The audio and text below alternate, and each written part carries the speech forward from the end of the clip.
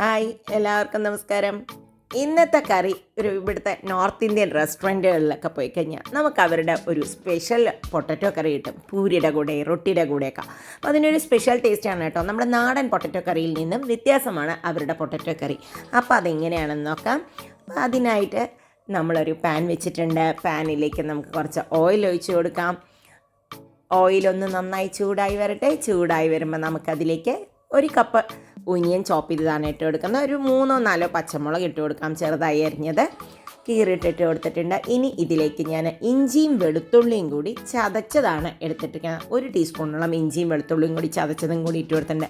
ഇനി ഇതിനെ നമുക്കൊന്ന് പച്ചമണം മാറുന്ന വരെ വഴറ്റാം.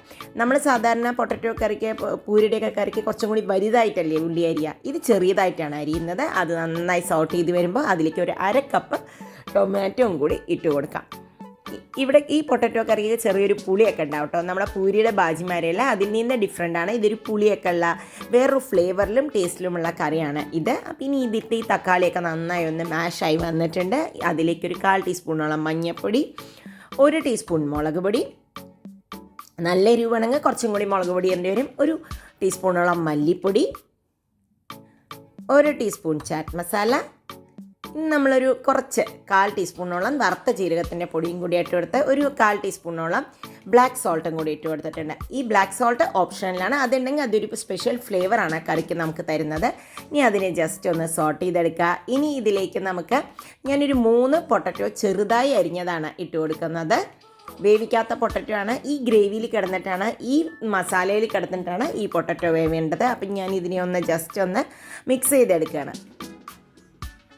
അതിലേക്ക് ആവശ്യത്തിന് വെള്ളം ഒഴിച്ചിട്ടുണ്ട്. ഇതേ നിങ്ങൾക്ക് വേണമെങ്കിൽ ഈ മിക്സ് ചെയ്തതിന് ശേഷം കുക്കറിൽ വെച്ചിട്ട് ഒരു 2 വിസിൽ വരുത്തിയാൽ പെട്ടെന്ന് തന്നെ റെഡിയാവും. ഞാൻ ഇതിനിപ്പോൾ കുക്കറിലൊന്നും ഇടുന്നില്ല, കാരണം ഈ പൊട്ടറ്റോ പെട്ടെന്ന് വേവുന്നുണ്ടായിരുന്നു. ടേസ്റ്റ് ചെയ്തപ്പോൾ ഉപ്പ് കുറവായതുകൊണ്ട് കുറച്ച് ഉപ്പും കൂടി ഇട്ട് കൊടുത്തിട്ടുണ്ട്. ഇനി ഇതിനെ അടച്ചൊരു 10 മിനിറ്റോളം ഞാൻ വേവിക്കുന്നുണ്ട്. കുക്കറിലാണ് വെച്ച് കൊടുക്കുന്നത് വെച്ചാൽ നിങ്ങൾക്ക് 2-3 വിസിൽ വരുത്തിയാൽ സൂപ്പറായിട്ട് ഈ കറി ആ ഗ്രേവിയൊക്കെ കൂടി മിക്സ് ആയിട്ട് കിട്ടും. ഉള്ളിയൊക്കെ കുക്കറിൽ തന്നെ വഴറ്റി നിങ്ങൾക്ക് ചെയ്യുകയും ചെയ്യാം. ഇപ്പോൾ ഇതാ നമ്മുടെ പൊട്ടറ്റോ ഒക്കെ നല്ല സോഫ്റ്റ് ആയിട്ടുണ്ട്.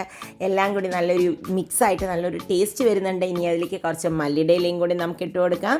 കൂടാതെ കുറച്ച് ചാറ്റ് മസാല എടുത്തത് ഇതുപോലെ ഒന്ന് ഇട്ട് കൊടുക്കാം മുകളിലൂടെ.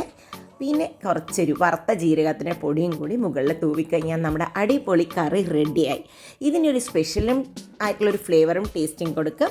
ഇതിനി ഞാനൊരു സെർവിങ് ബൗളിലേക്ക് ഒഴിച്ച് കൊടുക്കുകയാണ്. ഇതാ സെർവിങ് ബൗളിലേക്ക് വന്നിട്ടുണ്ട്. ഇത് പൂരിയുടെ കൂടെയൊക്കെ ഉണ്ടാക്കി നോക്കൂ കേട്ടോ. സൂപ്പറായിട്ടൊരു വെറൈറ്റി ആയിട്ടുള്ളൊരു ടേസ്റ്റുള്ള കറിയാണ്. ഇത് പൂരിക്ക് മാത്രമല്ല ചപ്പാത്തിയുടെ കൂടിയും സൂപ്പർ കോമ്പിനേഷനാണ്.